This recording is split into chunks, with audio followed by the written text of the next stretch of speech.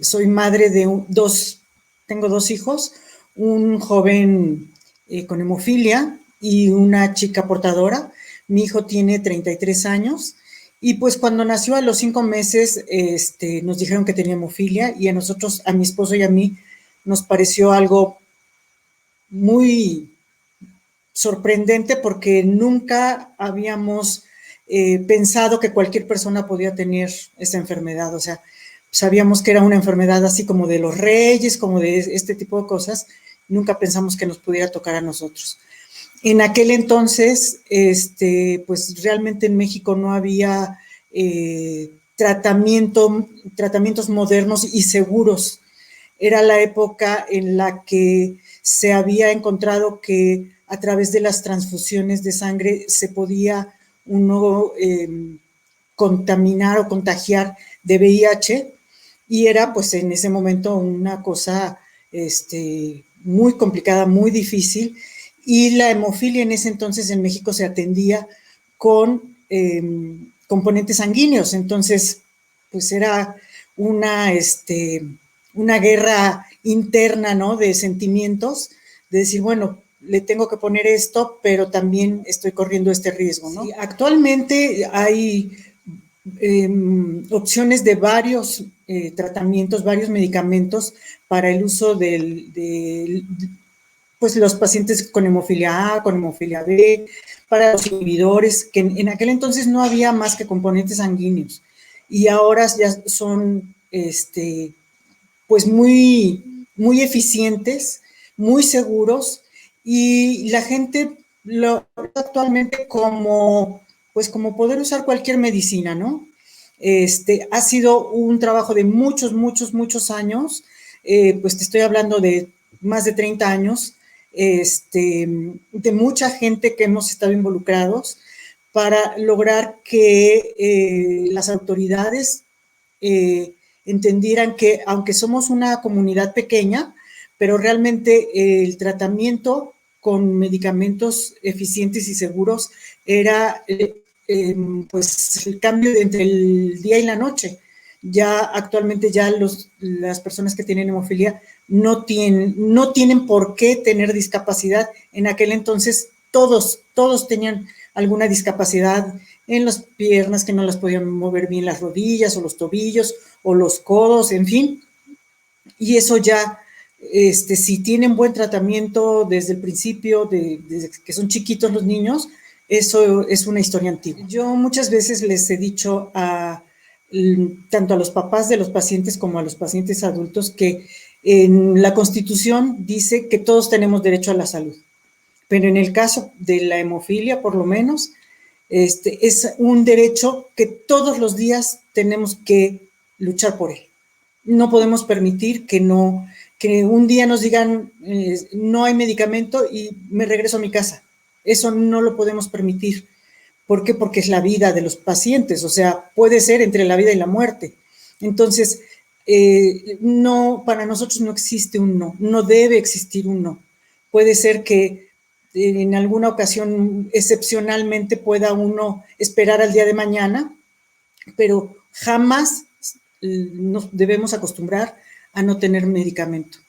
Y tenemos derecho a el mejor medicamento del mundo, todos en cualquier país, ¿no? Cuando, por decir, no sé, vas a un tratamiento de cualquier enfermedad, del estómago, no te dicen tómese media pastillita, te dan la pastilla que tú necesitas, una pastilla completa o 20 o 30 pastillas. Entonces nosotros no podemos conformarnos con que nos digan, bueno, para este sangrado debería de ponerse 3,000 unidades, pero nada más le vamos a dar 1,000.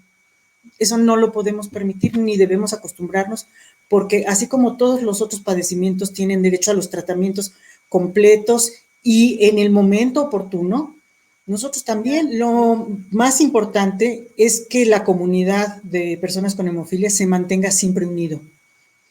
Y que si este año vamos a hacer una campaña para promover que todos los pacientes tengan profilaxis, por decir, debe de ser el mensaje de todos los pacientes en el país. O sea, todos debemos hablar el mismo lenguaje. Cuando la autoridad ve que el paciente de un estado y de otro, como por ejemplo aquí en México son 32 estados, y la autoridad ve que en los 32 estados hay gente que está diciendo necesitamos la profilaxis ya, pues lo oye muchas veces. Entonces, los pacientes deben estar unidos, deben estar siempre trabajando en pro de este tratamiento, del tratamiento. Eso es lo único a lo que la organización se debe de dedicar. Te pueden decir hoy que no lo tienen hoy. Siempre hay que preguntar, entonces, ¿cuándo? ¿Mañana, pasado, el mes que entra? ¿Cuándo? Dame una fecha, ¿no? En México, en algún momento se tuvo que llegar inclusive a las demandas legales, porque pacientes que tenían profilaxis por X razón de compras del hospital, en fin, le suspendieron la profilaxis y entonces pues tuvieron un retroceso esos pacientes, empezaron a atenderse como años antes y se tuvo que llegar a la demanda legal. Tardó muchos años, pero sí es algo que es efectivo. Claro, no, esto se tiene que hacer, insisto, como comunidad, como grupo. No, una persona sola es muy difícil que logre las cosas. No digo que no se pueda, pero la fuerza que da el grupo, esa es invaluable. Bueno, mira, cuando yo fui presidente aquí en la Federación de México del 2001 al 2009.